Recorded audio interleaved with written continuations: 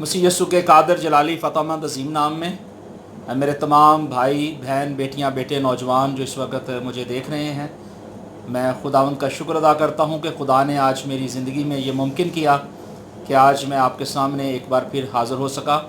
اور آج میں اپنے بڑے بھائی ولیم عامر کے ساتھ موجود ہوں اور ہم اپنی ذاتی زندگی کے بارے میں، گھریلو زندگی کے بارے میں ڈسکس کریں گے۔ اور مجھے کافی عرصے سے یہ خواہش تھی کہ بڑے بھائی ولیم عامر کی جو ذاتی زندگی ہے اور اس کے بعد ہمارے آباء و اجداد خاندان کے بارے میں کچھ ڈسکس کی جائے، تو میرے دل میں جب یہ بات آئی تو میں نے یہ سوچا کہ میں کیوں نہ یہ کام کروں، اور آج خدا نے یہ ممکن کیا ہے تو میں ویلکم کہتا ہوں اپنے بڑے بھائی ولیم عامر صاحب کو۔ جی بہت بہت شکریہ۔ خداوند آپ کو برکت دے، صحت تندرستی دے، اور خداوند آپ کے ساتھ ہو۔ اور میں سب سے پہلے چاہوں گا کہ آپ اپنا ہی انٹروڈکشن کروائیں تاکہ ہمارے جو بہن بھائی ہیں وہ بھی سنیں، اور اس کے بعد کچھ اور بھی دیگر ہمارے بہن بھائی ہوں گے جو اس ویڈیو کو دیکھیں گے، لائک بھی کریں گے، شیئر بھی کریں گے۔ تو آپ اپنی ذاتی زندگی کے بارے میں بتائیے گا کہ آپ کی ذاتی زندگی جو ہے وہ کیسی رہی، اور کتنی ایج ہوگی ابھی آپ کی، اور اس زندگی میں آپ نے کیا کچھ کھویا، کیا کچھ پایا۔ شکریہ آپ کے آنے کا اور یہ سارا ارینجمنٹ کرنے کا۔ تو میں یہاں سے شروع کرتا ہوں کہ میرا تاریخ پیدائش 14 جون 1955 ہے، اور ابتدائی تعلیم مختلف جگہوں سے حاصل کی، اور اس کے بعد لاسٹلی میٹرک میں نے سینٹ میری ہائی اسکول جام کے چیمہ ضلع سیالکوٹ وہاں سے کیا۔ پھر اس کے بعد میں ادھر راولپنڈی آ گیا۔ یہاں پہ آ کے میں نے ٹیکنیکل کورس کیا فیڈرل ٹیکنیکل انسٹیٹیوٹ سے، اور پھر اس کے بعد اپنی پریکٹیکل لائف شروع کی اسلام آباد سے، اور refrigeration, air conditioning, electrician, plus جتنے بھی انسٹرومنٹ ہیں جو کہ ڈومیسٹک یوز میں آتے ہیں ان کی ریپیئرنگ، مینٹیننس، اور یہ سلسلہ اس وقت سے لے کر آج تک جاری ہے۔ اس کے بعد پھر کچھ عرصہ کسی کے ساتھ میں نے کام کیا، اور پھر 82 میں رانا مارکیٹ میں نے اپنی ورکشاپ شروع کی، اور 82 سے 2011 تک میں رانا مارکیٹ میں F72 اسلام آباد میں وہاں پہ اپنی ورکشاپ کو چلاتا رہا، جس میں یہ سارے الیکٹریکل اپلائنسز اور گیس اپلائنسز اور اس طرح کی جتنی بھی چیزیں تھیں ان کی ریپیئرنگ، مینٹیننس، جو کہ جتنی بھی ہاؤس ہولڈ آئٹمز ہیں تو ان کی ریپیئرنگ، مینٹیننس، انسٹالیشن، تو یہ سارے کام وہاں میں کرتا رہا۔ پھر اس کے بعد یہ تقریباً 82 سے 2011 تک میں رانا مارکیٹ میں رہا۔ پھر اس کے بعد وہاں سے شفٹ ہو کے پھر F83 عباسی مارکیٹ میں کسی اور پارٹنر کے ساتھ وہاں کام کیا، اور ابھی ریسنٹلی تقریباً 2 سال سے بس کچھ اپنے جسمانی پرابلمز کی وجہ سے پھر میں نے وہ کام چھوڑا۔ تو ابھی فی الحال انڈر ٹریٹمنٹ ہوں، بس چھوٹا موٹا اگر کبھی ٹائم ملتا ہے تو کچھ کر لیتا ہوں۔ تو اس طرح سے یہ زندگی کا سفر ابھی شروع ہے۔ بہت اچھا اور بڑی خوبصورت ڈیٹیل آپ نے بتائی اپنی زندگی کے تعلق سے، اور اتنا ایک لانگ پیریڈ میں نے دیکھا ہے کہ ٹیکنیکل فیلڈ کے اندر آپ نے یہ زندگی گزاری، اور اس زندگی میں آپ نے کیا کچھ حاصل کیا۔ ظاہری طور پہ جب ہم محنت کرتے ہیں اور جب کام کرتے ہیں ایمانداری وفاداری کے ساتھ، تو خدا روپے پیسے کے ساتھ ہمیں مختلف بلیسنگ بھی دیتا ہے، اور آپ نے روپیہ پیسہ تو ظاہر کمایا ہے، اس میں نو ڈاؤٹ، کوئی شک نہیں ہے، لیکن اس کے علاوہ اس ساری فیلڈ کے اندر، اس سارے پیریڈ کے اندر آپ نے کوئی اور روحانی برکت بھی حاصل کی، کوئی ایسا تجربہ حاصل کیا ہو، یا کوئی ایسی بلیسنگ آپ کو اس کام کے اندر ملی ہو، اور اس کے بعد پھر ہم آپ کی شادی کے سلسلے میں بھی بات چیت کریں گے۔ یہ دیکھیں، جتنا عرصہ میں نے یہ کام کیا تو بے شک جب میں اسلام آباد میں آیا اس وقت پورے اسلام آباد میں اس کام کی صرف ٹوٹل 2 ورکشاپیں موجود تھیں، اور امبیسیز اس وقت باہر کے ملکوں کی اسلام آباد میں نئی ابھی شفٹ ہو رہی تھیں، تو بہت کام تھا۔ اور اس زمانے میں ابھی میں کام کورس تو کیا ہوا تھا، لیکن پریکٹیکل میں کام ابھی سیکھ بھی رہا تھا، پھر اس کے بعد میں نے خود بھی کرنا شروع کر دیا۔ تو اسی طرح ساری زندگی میں بس یہی ایک میری فیلڈ رہی ہے، اور اس فیلڈ میں سب سے پہلا میرا مشن یہی تھا کہ بجائے اس کے کہ سب سے پہلے کوئی پراپرٹی بنائی جائے، میرے ذہن میں صرف ایک آئیڈیا تھا۔ اکثر دوست پوچھتے تھے کہ یار تم نے کبھی کوئی پلاٹ لیا، کبھی کوئی گھر کا سوچا؟ میں نے کہا نہیں، ابھی فی الحال میں صرف یہ سوچ رہا ہوں کہ میرے بچے اس قابل ہو جائیں کہ وہ اپنے پیروں پہ کھڑے ہوں، اور وہی میری بلڈنگیں ہیں۔ گڈ۔ کیونکہ جب وہ اپنے پیروں پہ کھڑے ہو جائیں گے تو بلڈنگیں بنانا ان کا کام ہے۔ تو اللہ کا شکر ہے کہ آج میں اس مقام پہ ہوں کہ میرے بچے اس قابل ہیں کہ وہ بہت کچھ خدا نے ان کو دیا ہے، آمین۔ خدا انہیں زندگی دے، اور وہ اور بھی اپنی جد و جہد ابھی جاری رکھے ہوئے ہیں۔ یہ جو میں نے سوال کیا تھا نا بلیسنگ کا، تو یہی بلیسنگ ہے کہ جب ہم کوئی محنت کرتے ہیں تو خدا اس کا اجر ہمیں دیتا ہے، اور یہ خدا کی طرف سے وہ اجر تھا، بلیسنگ تھی جو بھائی ولیم عامر نے بتایا کہ میں نے اتنی محنت کی، اور اس کا پھل جو ہے خدا نے اولاد کی صورت میں دیا، اور اولاد کو خدا نے اس قابل بنایا کہ آج خدا نے دنیا کی ہر ایک چیز انہیں عطا کی ہے۔ ہم خداوند کا شکر کرتے ہیں بھائی اس ساری بلیسنگ کے لیے جو خدا نے آپ کو دی۔ اس کے بعد میں چاہتا ہوں کہ آپ اپنی شادی کے تعلق سے بتائیں کہ شادی جو آپ کی ہوئی آپ کی مرضی سے ہوئی یا ارینج میرج تھی؟ یہ شادی کا جہاں تک تعلق ہے تو یہ تقریباً اس کو ارینج میرج ہی سمجھیں، کیونکہ یہ ہماری خاندانی یعنی روایات کے مطابق ہوئی۔ تو اس میں پھر ہوتا یہ ہے کہ جب کسی کا کوئی رشتہ کسی جگہ طے ہوتا ہے تو ایک دوسرے کی پسند ناپسند بھی چیک کی جاتی ہے، اس کا بھی خیال رکھا جاتا ہے۔ اس کا بھی خیال رکھا جاتا ہے۔ تو وہ اس صورت بس اسی طرح سے جب ہماری ابھی بات چل رہی تھی تو میں نے یہی بتایا، اپنے گھر والوں سے کہا، کیونکہ ہمارے ریلیٹیو تھے ایک سیالکوٹ میں، وہ یہ رشتہ کروا رہے تھے۔ ان کا نام کیا تھا؟ بابو امانویل۔ بابو مانویل۔ وہ اب دنیا میں وفات ہو چکے ہیں، اس دنیا میں نہیں ہیں۔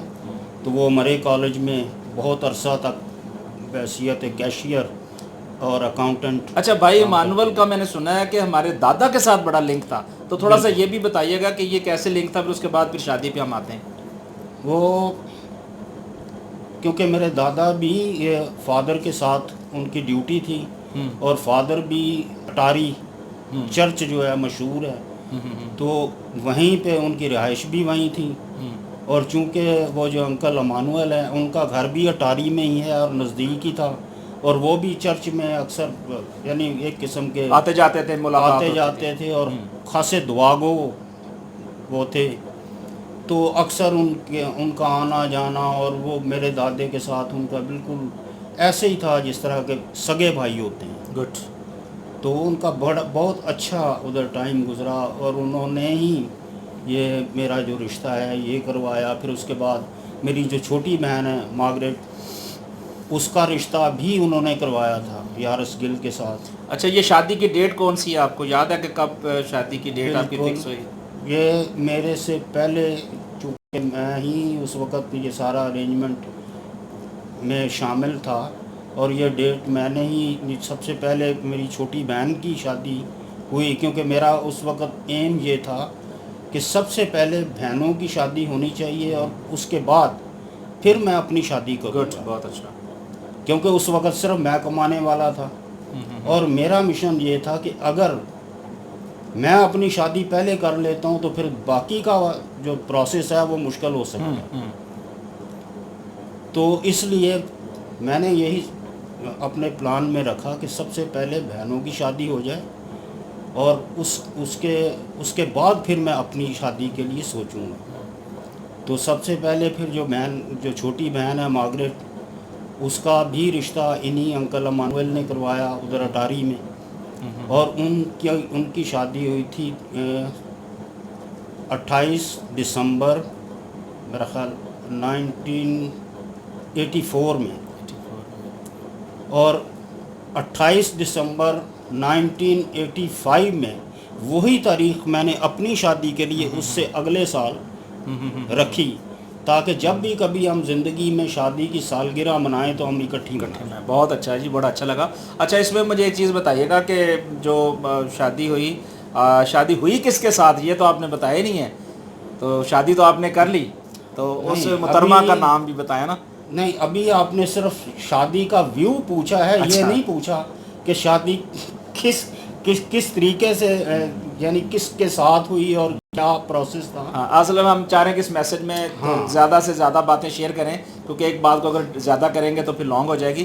تو اب یہ بتائیے کہ شادی کس سے ہوئی، اور ان کے ماں باپ تھے وہ کون تھے، اور پھر یہ شادی کا ایکسپیرینس آپ کا کیسا رہا؟ ہاں، جہاں تک میری شادی کی سے آگے کا جو آپ کے سوال کا جو مکمل جواب ہے وہ یہ ہے کہ جو میری بیوی تھی جس سے میری شادی یا نکاح ہوا، اس کا تعلق بیسیکلی لالا موسیٰ سے تھا، کیونکہ اس کے والدین لالا موسیٰ میں رہتے تھے.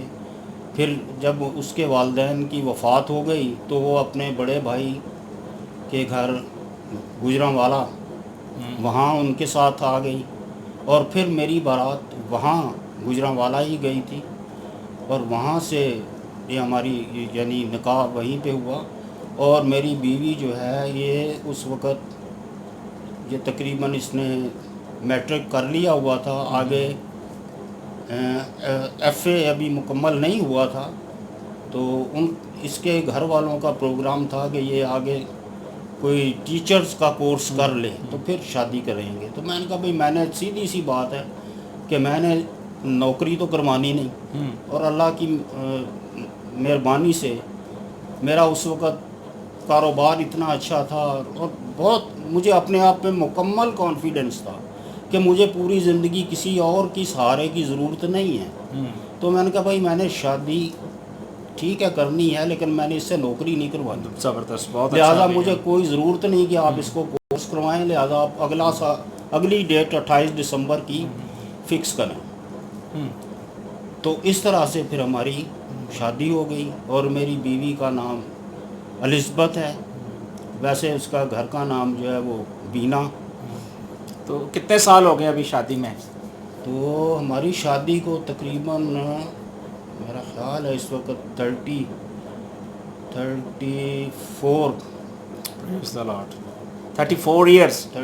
ایئرس.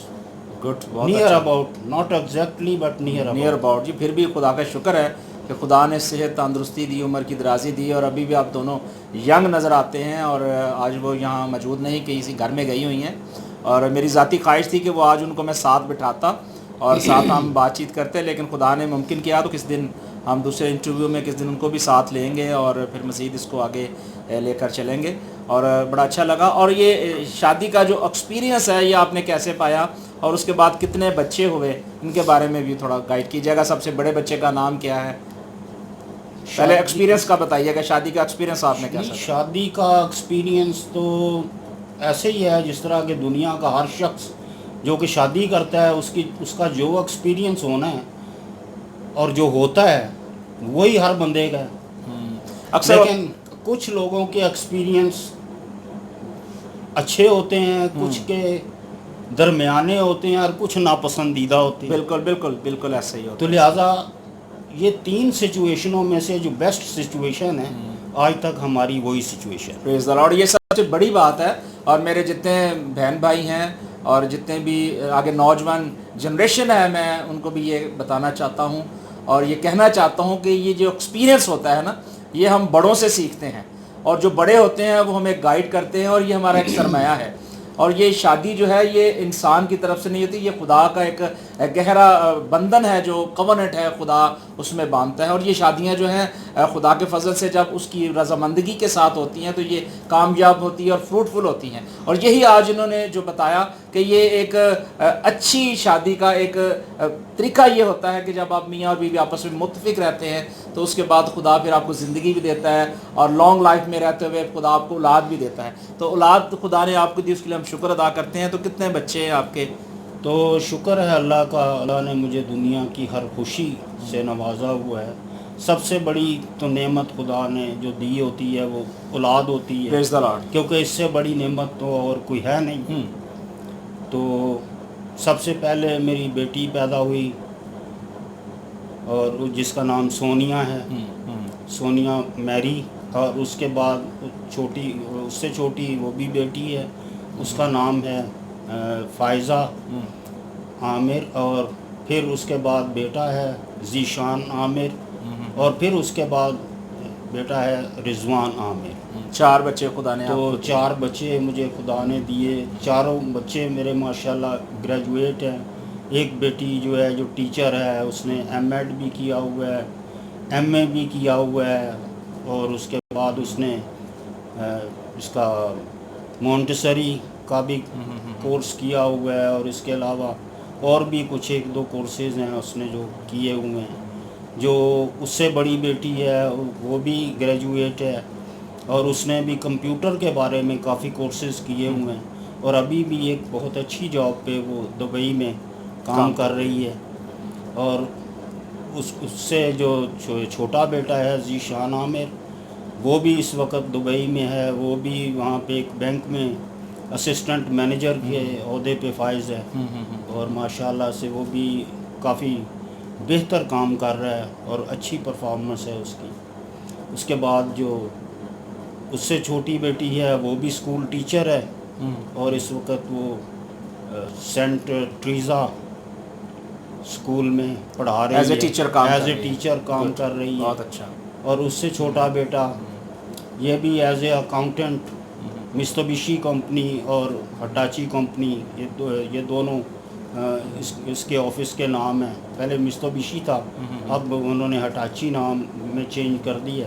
تو یہ گاڑیوں کی خرید و فروخت کا کام کرتے ہیں, اور یہ بحیثیت اکاؤنٹنٹس. گڈ. اچھا, ایک ایسا سوال جو بڑا مشکل کرنے لگا ہوں, آپ نے بڑا سوچ سمجھ کے جواب دینا ہے تو بڑا مشکل ہے میرے لیے بھی. اگر مجھے بھی کوئی پوچھے تو میں بڑا سوچ سمجھ کے جواب دوں گا. 4 بچے خدا نے آپ کو دیے, ان 4 میں سے سب سے زیادہ پیار آپ کس سے کرتے ہیں؟ ہاں, سوچنے پہ آ گئی نا بات. یہ مسئلہ کچھ تھوڑا سا سوچنے کا ہے. تو میرا خیال ہے کہ سب 4 کا پیار ڈیوائیڈ کر کے پھر اس کو نچوڑ کے جو نکالا جائے نا, تو وہی بنے گا. پریز دی لارڈ. یعنی ان کا کہنے کا مطلب یہ کہ 4 بچے ہی خدا کا تحفہ ہیں, اور 4 سے ایکول یہ محبت ہے. اور خدا بچوں کو صحت, تندرستی, عمر کی درازی دے. خداوند ان بچوں کو لمبی زندگی دے, اور اسی طرح یہ بچوں کے بچے دیکھیں جو خدا کے کلام کے مطابق بات ہے. اب میں چاہتا ہوں کہ تھوڑا سا ہم بیک پہ بات کریں گے. اب میں اپنے دادا کی طرف آنا چاہتا ہوں. دادا کا نام آپ بتائیے گا پورا, اور ان کے بعد ان کے دادا کا نام, اور وہ کیا کرتے تھے تھوڑا سا مختصر بتائیے گا. اس کے بعد پھر ہم سیمول آرسین والد صاحب کے بارے میں بھی ڈسکس کریں گے, پھر ماں کے بارے میں ہی پوچھیں گے. تو میں چاہ رہا تھا کبھی دادے کے بارے میں, ان کی زندگی کے بارے میں, اور ان کے جو ابا اجداد تھے ان کے بارے میں جو آپ جانتے ہیں وہ ذرا بتائیے گا. میرا اور آپ کا دادا تو خیر ایک ہی تھے. تو میرے دادے کا تعلق بیسکلی سیالکوٹ, آڈا, سیالکوٹ ڈسٹرکٹ سیالکوٹ, تحصیل ڈسکا, اس سے ہے. اور اس کے اسی سیالکوٹ روڈ پہ ایک گاؤں ہے آڈا. تو میرے دادا کا تعلق وہاں سے ہے. اور میرے جو دادا تھے, دادا کے آگے والد تھے, ان کا نام ہاشم تھا. دادا کا نام ہاشم. اور وہ یعنی میرے پردادا کا نام پردادا, ان کا جو پیشہ تھا وہ بیوپاری تھا. اچھا, گڈ. یعنی جانور خریدنے, ایک منڈی سے جانور خریدنے اور پھر دوسری منڈی میں جا کے فروخت کرنے. تو یہ ان کا پیشہ تھا, جو کہ پھر بعد میں میرے دادا نے بھی یہ پیشہ ان کے ساتھ, اپنے والد کے ساتھ کچھ عرصہ گزارا. پھر جب یہ تعلیم کے لیے یعنی انہوں نے تعلیم حاصل کی بعد میں, تو اس وقت پھر یہ پیشہ چھوڑا. تو میرے دادا نے میٹرک تک تعلیم حاصل کی, یعنی اس زمانے میں اپنے گاؤں میں یہ واحد میٹرک پاس شخصیت تھے. اور پھر اس کے بعد میرے دادا کے 2 بیٹے تھے, یعنی میرے چچا, ایک سیموئل آرسین جو کہ میرے والد ہیں, اور ایک میرے چچا یوسف آرسین, جبکہ میرے دادا کا نام تھا برکت آرسین, اور میرے پردادا کا نام تھا ہاشم آرسین. تو میرے والد جو ہیں یہ بھی کافی عرصہ ٹیچنگ کرتے رہے. پھر اس کے بعد ٹیچر کا کام چھوڑ کے تو پھر اس کے بعد یہ مختلف فیلڈوں میں انہوں نے کام کیا. کچھ عرصہ یہ جو مرالا بیراج جب ہیڈ مرالا بیراج جب شروع ہوا تو وہاں پہ بھی کوئی 3-4 سال یہ ایز اے اسٹور کیپر وہاں انچارج رہے. اور جب تک وہ براج کمپلیٹ ہوا پھر اس کے بعد یہ وہاں سے شفٹ ہو کے تو پھر گجرانوالہ گئی. تو اس طرح سے یہ ان کا کام تھا. اور میرے جو چچا تھے وہ شروع سے ہی ان کو ٹیچنگ کا شوق تھا, اور وہ ساری زندگی انہوں نے ٹیچنگ کا ہی کام کیا. چچا تو ابھی میرے خیال میں حیات ہیں, خدا ان کو زندگی دے. اور ایک چیز پوچھنی تھی کہ دادا کے ساتھ آپ کا ذاتی بہت ایک لنک تھا. دادا جی آپ سے بہت پیار کرتے تھے, وہ کرتے تو سب سے تھے, لیکن آپ کے ساتھ ایک گہرا تعلق تھا. اور جب وہ سیالکوٹ سے مائیگریٹ ہو کے اسلام آباد میں آئے اور وہاں انہوں نے ایک فیلڈ کی, تو اس کے بارے میں تھوڑا بتائیے گا کہ کتنا ٹائم انہوں نے وہاں اسپینڈ کیا اور آپ نے ان کے ساتھ کتنا لنک رکھا, کتنا ٹائم آپ رہے, اور اس کے بعد پھر ظاہر ہے وہ پاکستان پنڈی کے اندر شفٹ ہو گئے. تو یہ تھوڑی سی ایک ڈیٹیل تھوڑی سی بتائیے گا کہ یہ کیسے تھی. اصل میں میری زندگی کا زیادہ تر حصہ جو ہے وہ میرا دادے کے ساتھ ہی گزرا. اور تقریباً سمجھ لیں کہ میری تعلیم و تربیت بھی انہوں نے ہی کی, اور میں انہی کے ساتھ ہی پلا بڑھا. اور حتیٰ کہ یہ اپنا ٹیکنیکل کورس کرنے کے بعد بھی پریکٹیکل لائف میں آنے تک بھی میں ان کے ساتھ ہی تھا. تو اس طرح سے میرا تقریباً میری ساری زندگی کا جو حصہ ہے وہ انہی کے ساتھ ہی گزرا. دادی کا نام آپ نے بتایا نا؟ میری دادی کا نام تھا مغدلینا. اور ان کا تعلق جو تھا وہ بھی سیالکوٹ سے تھا, سووالا سے. یہ جو وزیر آباد کے رستے جب ہم آتے ہیں سیالکوٹ تو رستے میں سووالا جو گاؤں ہے, تو میری دادی وہاں کے رہنے والی تھی. وہاں کے ایک مشہور بابو بھی تھے جو کہ شاعر بھی تھے, جنہوں نے زبور کا ترجمہ پنجابی میں کیا تھا. تو اب میرے ذہن میں ان کا نام نہیں آ رہا, کیونکہ ان کا بیٹا جو ہے وہ میرا کلاس فیلو رہا ہے سینٹ میری ہائی اسکول میں. ہاں, بابو پیران دیتا, پی ڈی رافائل. زبور کی کتابوں میں پی ڈی رافائل جو انہوں نے ٹرانسلیٹ کیے ہوئے ہیں زبور, اس کے نیچے انہوں نے پی ڈی رافائل ان کا نام لکھا ہوتا ہے. اور دادی کے ماں باپ کے بارے میں پتہ ہے, ان کے نام کچھ یاد ہے ابھی؟ نہیں, ان کا مجھے اب ذہن میں نہیں ہے. دادی کے والد کا اور ان کی والدہ کا. اچھا, دادا نے اور دادی نے کتنی عمر پائی, اس کے بارے میں تھوڑا سا بتائیے گا تاکہ ہماری نیو جنریشن کو پتہ ہو کہ دادا نے کتنی زندگی گزاری. اور میرے دادا جب فوت ہوئے اس وقت میں اسلام آباد میں کام کرتا تھا, اور وہ اس وقت سیالکوٹ میں تھے. تو ان کو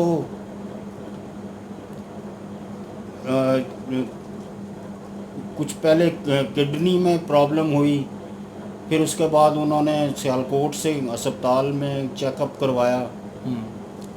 پھر وہ انہوں نے چیک اپ کے بعد یہ کہا کہ جی آپ کا کڈنی کا اتنا پرابلم نہیں ہے, آپ کے یہ گردے کے اندر پتھری ہے, اور اس کا آپریشن کروانا پڑے گا. تو پھر میں نے ان سے کہا کہ آپ ادھر سے نہ کروائیں.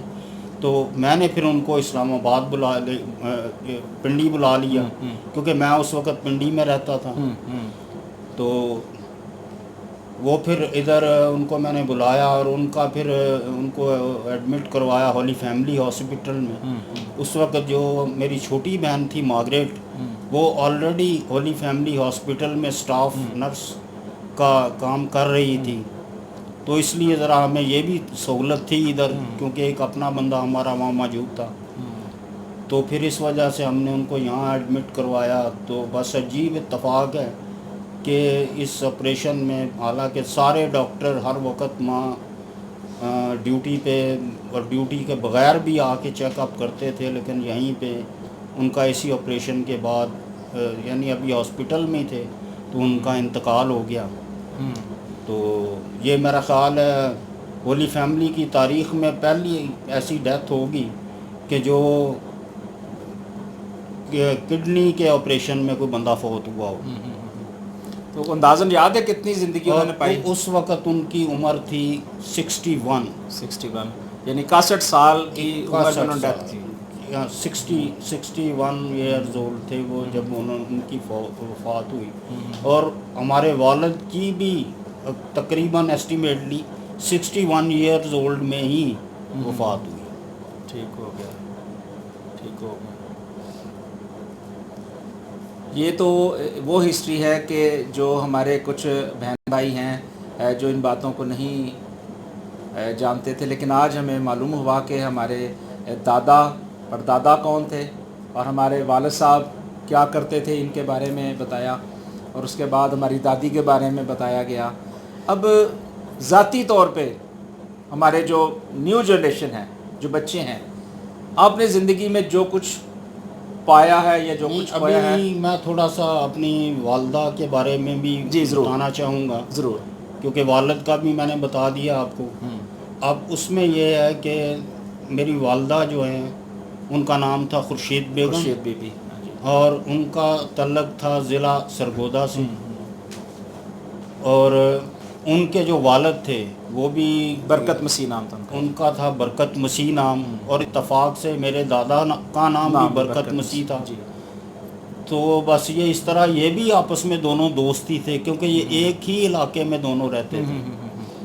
تو اسی وجہ سے یہ پھر میرے یعنی دادا نے اور میرے نانا نے میرے باپ کا اور میری والدہ کا یعنی رشتہ طے کیا, اور ان کا وہیں پہ ہی ضلع سرگودا میں چک نمبر 44 وہاں پہ ان کی شادی ہوئی اور ان کا نکاح ہوا. تو اس طرح سے جب میری والدہ کا انتقال ہوا تو ان کی ایج بھی تقریباً نیئر اباؤٹ 60 کے قریب تھی. تو اس کے آگے ابھی کوئی آپ سوال کر رہے تھے؟ ہاں, میں یہ کہہ رہا تھا کہ بینگ ہم نے بہت کچھ سیکھا, بہت کچھ پایا بھی ہے. اب میرے کہنے کا مطلب یہ تھا کہ نئی جنریشن جو ہے, ہمارے جو بیٹے بیٹیاں ہیں, ظاہر زندگی جو ہمیں خدا نے دی ہے وہ تو ایک دن اس نے واپس لینی ہے. لیکن میں چاہ رہا تھا کوئی ایسا میسج, کوئی ایسا پیغام ضرور نیو جنریشن کو دے, تاکہ ان ساری باتوں کو سمجھتے ہوئے, جانتے ہوئے, میں ایک چیز سمجھتا ہوں کہ جب کوئی بھی فیملی کا کوئی ہیڈ ہے, جب وہ گائیڈ کرتا ہے بچوں کو, تو بچوں کو بھی چاہیے کہ اس کو فالو کرنا چاہیے. اور کلام میں لکھا ہے کہ وفاداری تابع داری جو ہے وہ برکت کو لے کر آتی ہے. تو میں چاہتا تھا کہ آپ آج وہ خاص ایک اسپیسیفک جسے میسج کہتے ہیں نا, وہ آپ دیں نوجوان نسل کو, تاکہ جو یونٹی ہے ہمارے بچوں کے اندر وہ رہے. اگر یونٹی نہیں ہوگی تو یونٹی تو کیونکہ ابلیس جو ہے وہ ڈسٹروائے کرتا ہے, لیکن خدا یونٹی میں لاتا ہے. تو میں چاہ رہا تھا کہ آج اس خوبصورت موقع سے ہم فائدہ اٹھائیں. تو آپ ضرور تمام ان بچوں کے لیے جو حیات ہیں ان کو ایک اچھا میسج ملے, تاکہ وہ اپنی فیوچر کو, اپنی زندگی کو اچھے سے اچھا بنا سکے اور ان ہدایات سے جو ہے وہ فائدہ اٹھا سکے. میں تو اپنی پوری زندگی میں جو کچھ میں نے دیکھا ہے اور جو محسوس کیا ہے, وہ سب سے پہلی بات تو اس میں یہ ہے کہ ایک محاورہ ہے کہ آپ نے اپنی زندگی جیسے گزاری, آپ ایک کہانی لکھ رہے ہیں, اور آپ کے بعد وہ کہانی جس طریقے سے آپ نے اپنی زندگی گزاری, جو بیہیویئر آپ نے اپنے بچوں کے ساتھ اپنے رشتہ داروں کے ساتھ، بہن بھائیوں کے ساتھ، جو بھی رشتہ دار یا تعلقات آپ کے تھے، یا جو بھی آپ نے ان کے ساتھ جس طریقے سے، جس محبت سے یا اچھے یا برے طریقے سے آپ نے زندگی گزاری، تو یہ ایک کہانی بنتی ہے جو کہ آپ کہانی تحریر کرتے ہیں اپنی زندگی میں. اور جب آپ کی وفات ہوتی ہے اور یا آپ بڑھاپے میں چلے جاتے ہیں، اور آپ کی اولاد وہی کہانی پھر آپ کو پڑھ کے پریکٹیکلی طور پہ سکھاتی ہے. یعنی بائبل کے وہ الفاظ پورے ہوتے ہیں کہ جس طرح سے تم نے جو بویا ہے تم وہی کاٹو گے. تو اس لیے ہمیشہ اپنی زندگی میں کوشش کرنی چاہیے کہ آپ اچھا بیج بوئیں تاکہ وہ اچھے تناور درخت بنیں، اور وہ درخت بڑھ کر بڑے ہوں اور ان کا پھل آپ کو ملے، اور اس سے آپ کے بچوں کی زندگیاں بہتر ہوں. وہ ماں باپ کی عزت اور خدمت کرنا سیکھیں تاکہ جو وہ کہانی لکھیں وہ ایسی اچھی ہو کہ ان کی آگے جو اولاد ہے ان کو پڑھ کے سنانے میں مشکل پیش نہ آئے، تاکہ ان کو بھی اسی طرح کا ہی صلہ ملے. تو یہ میرا ایک آج کے نوجوان بچوں اور بچیوں کے لیے یہ میسج ہے کہ اپنے ماں باپ کا، اپنے رشتہ داروں کا، اور سب سے بڑھ کر اپنے جو انتہائی قریب اپنے بہن بھائی ہیں ان کا اس طرح سے خیال رکھیں کہ وہ ہمیشہ آپ کو اچھے الفاظ میں یاد کریں. کیونکہ انسان چلا جاتا ہے لیکن اس کی یادیں اگر اچھے الفاظوں میں باقی رہیں تو وہ ہمیشہ لفظوں میں یاد رہتا ہے.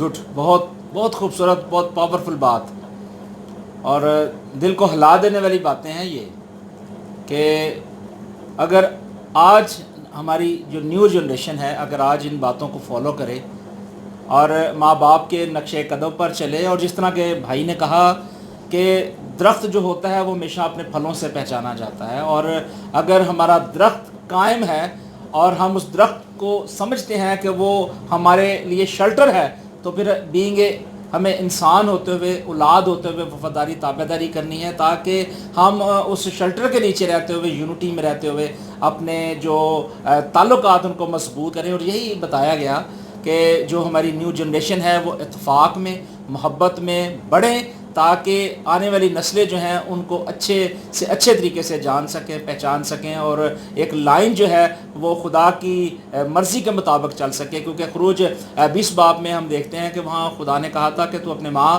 اور باپ کی عزت کرنا تاکہ سروئے زمین پر تیری عمر دراز ہو. اور خدا ان اولادوں کو بابرکت بناتا ہے، اور یہ کلام کی بات ہے کہ جو بیٹے اور بیٹیاں اپنے ماں باپ کی عزت کرتے ہیں، رسپیکٹ کرتے ہیں، تابعداری کرتے ہیں، اور ان کی ہدایات کے مطابق چلتے ہیں، تو وہ زندگی بھی پاتے ہیں اور زندگی کے ساتھ ان نعمتوں کو بھی حاصل کرتے ہیں. سو آج میں خداوند کا شکر ادا کرتا ہوں کہ خدا نے ممکن کیا کہ بھائی ولیم جان کے ساتھ، ولیم عامر کے ساتھ ہم نے یہ ساری ڈسکس کی، ساری باتوں کو سنا، اور بہت ساری باتیں ہم نے سیکھی بھی ہیں، اور یہ ہمارے سیکھنے کے لیے ہیں. خاص طور پر میرے لیے بھی سیکھنے کی ضرورت ہے، اور آپ جتنے بھی بہن بھائی ہیں اور باقی دوست ساتھی ہیں ان کے لیے بھی ضروری ہے. اور یہ نہ صرف ہمارے لیے بلکہ پوری دنیا کے لیے ہے کہ آج دنیا کے اندر آپ دیکھیں کہ بہت سارے لوگ مسائل میں ہیں، لیکن لوگوں کے پاس جو ہے وہ ہدایات نہیں ہیں، کیونکہ انہوں نے اپنے آباء و اجداد سے کچھ سیکھا نہیں ہے. اور آج کی نیو جنریشن اتنی زیادہ بڑھ چکی ہے کہ وہ تو اپنے ماں باپ کی بات سننے کو تو وہ ویلیو نہیں دیتے، سننا پسند ہی نہیں کرتے. لیکن جب انہوں نے بتایا کہ میری زیادہ زندگی اپنی دادی دادا کے ساتھ گزری ہے، اور جب بزرگوں کے ساتھ آپ بیٹھیں گے، بزرگوں کے ساتھ آپ رہیں گے، تو پھر کچھ نہ کچھ ضرور حاصل کریں گے. اور یہی بات ہم دیکھتے ہیں کہ مسیح یسوع کی زندگی کا ہم دیکھیں تو انہوں نے بھی بہت سارا وقت جو ہے اسی طرح ہی گزارا، اور مسیح یسوع کے جو شاگرد تھے وہ بھی اسی طرح ہی ہم بیٹھتے، کیونکہ ہم مسیحی ہیں، اور ہمیں مسیحی ہوتے ہوئے ہمیں اپنی نیو جنریشن کو یہ میسج دینا ہے کہ ہمیشہ فرما برداری اور تابع داری میں ہی زندگی ہے. اگر آج کوئی بھائی یا بہن یا بیٹا یا بیٹی اگر آج نافرمانی کر رہا ہے، اگر ماں باپ کی باتوں کو نہیں سمجھ رہا، سیکھ رہا، تو میں سمجھتا ہوں کہ آپ واپس آئیے اور اپنے ماں باپ کو ویلیو دیجئے. یہ آپ کا سرمایہ ہے، قیمتی سرمایہ ہے. جب آپ دیکھیں گے کہ یہ نہیں رہے، تب آپ ان کی قدر کو جانیں گے، لیکن جب تک یہ زندہ ہیں، حیات ہیں، ان کی ضرور قدر کیجیے۔ سو بہت شکریہ برادر ولیم عامر، خداوند آپ کو برکت دے، خداوند آپ کے ساتھ ہو، خدا آپ کے سارے خاندان بلکہ ہماری ساری فیملی کو خدا برکت دے، اور اسی طرح جب تک ہم روح زمین پر زندہ رہیں، ایک دوسرے کے لیے ہم ترقی کا باعث بنیں، ایک دوسرے کی مدد کر سکیں، اور ایک دوسرے کے لیے ہم اچھے سے اچھا سوچ سکیں۔ سو خداوند آپ سب کو بہت برکت دے۔